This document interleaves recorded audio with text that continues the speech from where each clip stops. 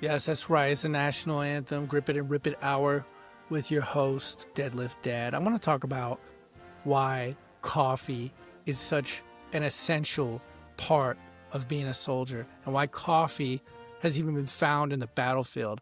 I covered a little bit about coffee and its history in the Civil War when Union soldiers had coffee in their 1859 Sharps carbine with a grinder at the buttstock. They grinded up coffee and they were all jittery from battle. But one part that stood out was a soldier who served coffee in the Battle of Antietam, and that soldier was William McKinley. Now, on the morning of September 17th, 1862, William McKinley is a young sergeant. Actually, he's a private at the time. He's 19 years old. He's just a school teacher from Niles, Ohio. And he's a commissary sergeant at the time. So soldiers go off to battle, and William McKinley is left in the rear, 2 miles behind, hearing all his soldiers just get into a gruesome battle. He's hearing the horrors of it. And he's a commissary sergeant or a supply sergeant. And he was responsible for feeding the men. He was a cook. And, he's listening to all this shit going on in the battlefield. And he saw the injured soldiers come into the tent. They're scared, confused. And it just dawned on him. He had a great idea. He went against orders, by the way. He said, yo, fuck it. It's chaotic as fuck. I'm going to go serve some fucking coffee. So he starts brewing coffee. He's putting food in 2 wagons. He rounded up a couple of old mules and headed out toward the battlefield of Antietam with his supplies. So in the chaos of battle, and he went against orders, he set up a frontline food camp. He's just serving coffee out there. People are dying of thirst. They have no idea what's going on. So to increase morale on the battlefield and give them this great nerve tonic of coffee, it helped the Union soldiers pretty much overcome being tired and try to take over Antietam. So it was a heroic, brave thing to go out there. And because of his heroic actions, he was nicknamed Coffee Bill. In fact, you can find a monument recommended to McKinley and his famous coffee run at the Antietam battlefield just south of the parking where Burnside Bridge is. So eventually, McKinley got out as the rank of major, and he got out of the Army in 1865. And he went on to serve Congress as the governor of Ohio before being elected president of the United States in 1896.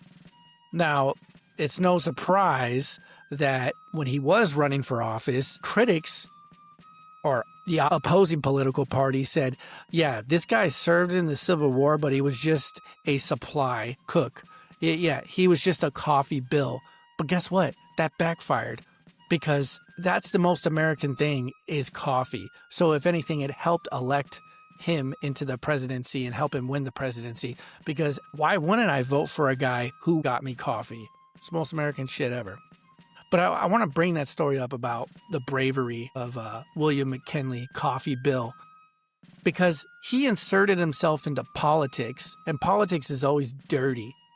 But you see these guys who seek validation, and they wish that they did some glorifying act of, heroic shit, being a Navy SEAL, or they were in some crazy Guantanamo Bay battle. I don't fucking know, but it's embellished stories.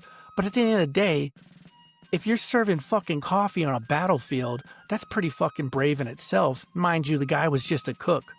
You don't have to be a Tim Kennedy. You don't have to be a glorified Hollywood Navy SEAL and shit and cosplay just to win. Just be yourself. You know what today's heroic action would be the equivalent to? It would be a fucking Ranger Bat cook who gave white monsters out on the battlefield, or a 1st Cav Division soldier who issued out white monsters out on the battlefield. Out of their Bradleys, they open up the hatch and they're tossing out white monsters in the middle of battle. I think that's a pretty recognizable thing. And you know what? You could run for president for providing caffeine to your fellow servicemen. But yeah, politics is dirty as fuck. I have no idea why someone wants to embellish their stories and get into politics, but you hear about it all the time. If you've been in for more than 5 years, I'm sure you've heard some higher ranks that say, oh, I can't wait to run for governor. I'm dead serious here. They want to run for governor. You might even see people just trying to side over into politics, it was their way in. They're like, oh, this is part of my political resume is to serve the military and get right into politics. But like they get into politics, but they start embellishing their records. Be like Coffee Bill. Hey, I serve coffee on the fucking battlefield, and coffee is a most united thing. That will unite all of us and our fellow countrymen. We need to stop with this divisive rhetoric, stop with this left-right schools of thought. All right? When it comes to individual problems and it's not part of our identity, look, coffee unites us. Anyway, I think that was it with William McKinley. I'm just saying that's an inspiring story for anyone who's like, I got out of the military and I was just a cook. Well, be the best fucking cook ever. Be the best fucking toilet scrubber ever. Be the best hallway janitor ever. Be the best staff office bitch ever. You know what I mean? You don't need to fucking chase the Hollywood military dream. There's a reason why it's Hollywood. It's fucking man-made. It's invented. It's to help our imaginations. But there's something better than imagination, and that's serving coffee on the battlefield in the midst of chaos, going against orders, setting up a front lines food camp. I think that's fucking recognizable. Anyways, that's it for the story that I'm sharing today. I'm sure I'll drop a video format of this somewhere. Hopefully you guys are having a fucking wonderful Sunday or a great weekend. Grip it and rip it. Play the national anthem, and enjoy your fucking coffee. Peace.